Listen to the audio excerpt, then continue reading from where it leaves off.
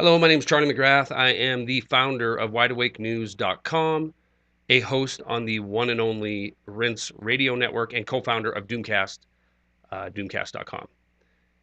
Rack a bolt or rack up debt. Rack a bolt in your M4 and go destabilize somewhere around the world, or rack up debt and participate in this consumer-based economy that is going to fail. It is going to come apart. It is going to be a disaster. No one will have seen anything like it in their lifetimes. And it's 100% a storm coming that is going to be epic in nature and all-encompassing in size. And this storm is man-made. It's modified and seeded and fueled by man. Not you, not me, not the average Joe Blow down the street, but the powers that be that call themselves technocrats, technocratic elite, in fact, the folks that make up the ownership of the central banking cabal around this planet, as well as institutions like the International Monetary Fund. They know what's coming because they built it. And they built it in order to steal your nation's sovereignty and your individual personal freedom. Don't take it from some crazy guy who has an independent website, independent media website. Look at the facts in front of your face, right? Look at the debt that has been burdened, that you've been burdened with, without your say, without representation. This is the ultimate taxation without representation. And it's by design, because you cannot line up 7 billion people and tell them that you're stealing their freedom. You're going to enslave them, and you're going to put somebody in charge over them because they fall into a technocratic class. You can't do that. You can't just walk up and do that unless you devastate that person first. You tear them down and then build them up in the image that you desire, and you being, in this case, the powers that be. A couple headlines that illustrates where we're at and maybe tells a tale of how quick we're going to be led into this perfect man-made hybrid storm. Just the last few days, there's been more deaths in the banking industry.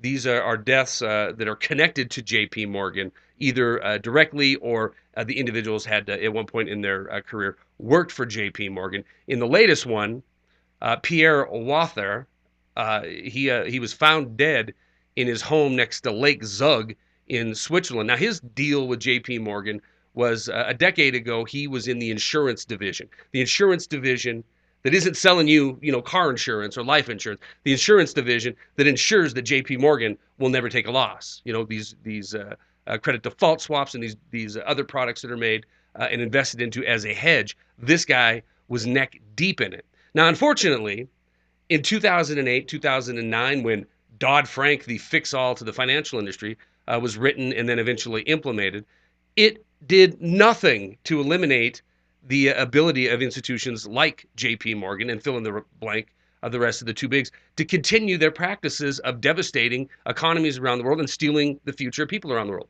Why could they get away with it? Why did things change in some cases for you, but not for these too big to fail? Because you didn't engineer it. You didn't draw it up. You didn't write the legislation. You didn't see its way through Congress. And you didn't engineer a 2008 collapse that precipitated the writing of this legislation, giving you, the bank, the too bigs, more power and more influence.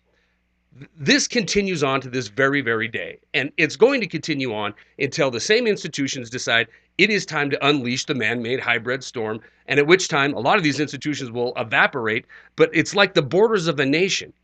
Goldman Sachs, J.P. Morgan, Wells Fargo, these institutions that are global in nature and in thought, they don't care about the name Wells Fargo. They don't care about the name J.P. Morgan, right? They care about the power that comes with being a too big to fail. Dissolve the company in the next crisis, who cares? We'll fill them all in at the IMF, give them a new title, and they will still have this unbelievable amount of influence and power locally. What's happening in our economy that points to these indicators? 16,000 points on the pimped out Wall Street indicators that are burning your money at billions and billions of dollars a day in order just to stay open. 16,000 on the Dow. What a great number. It must indicate a healthy economy, right? Well, according to J.P. Morgan themselves, no, it's the exact opposite. we are stuck in this ridiculously low 2% growth for perpetuity, excuse me. And the odds of coming out of it are zero unless we have what? A mega collapse. Because in 2008, the engineered collapse was papered over so that we could legislate our way into indentured servitude. So when they do unleash the mega collapse, we will be sitting there hat in hand. Not the bankers this time, right? Not the car executives flying into DC. You, me, your neighbors, the people you know and love will be hat in hand begging these bankers for a pittance so they can put food on the table. The continuation of the same old plan over and over again.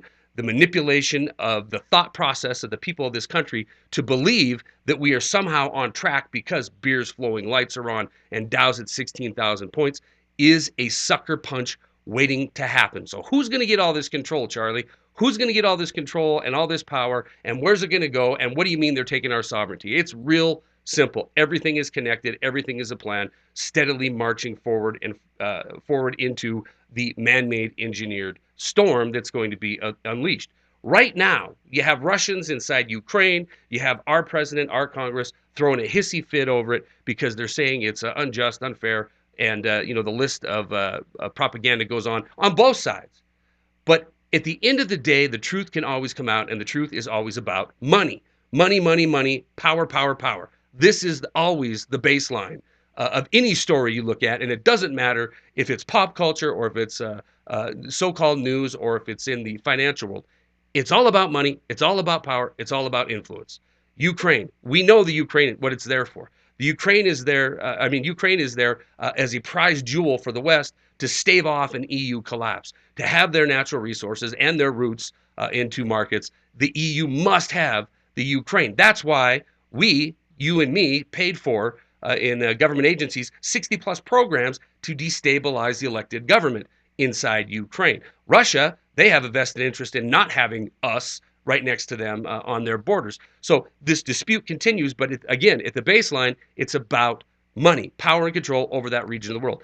This conflict, call it, in Ukraine, even today, is being used by our president to push forward more legislation that will give greater power to this International Monetary Fund. He's citing Ukraine as one of the key reasons why we need to fast track legislation in order to steal your freedom and give it to the International Monetary Fund. The IMF, made up of who?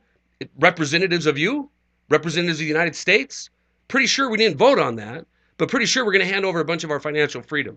We're going to hand a bunch of our independence over, and we're going to have them dictate to us, as is written in this legislation, that you, me, we are going to get a double the amount of contributions that we make to the International Monetary Fund. And with the IMF comes absolute dictatorial power over you. If you do not believe it, it is time to wake up and look into this for yourself. Nations that have bowed down and cowed to the IMF, who promises them everything from soup to nuts if they just turn over their sovereignty, have done just that. They've lost their freedom, they've lost their sovereignty, they've lost their identity, but at the end of the day, that is the point. A whole planet of plebes that will do the bidding of the power elite because they're somehow divinely justified to throw themselves into this technocratic elite status. Stories are attached. Please spread this video. That's all I got.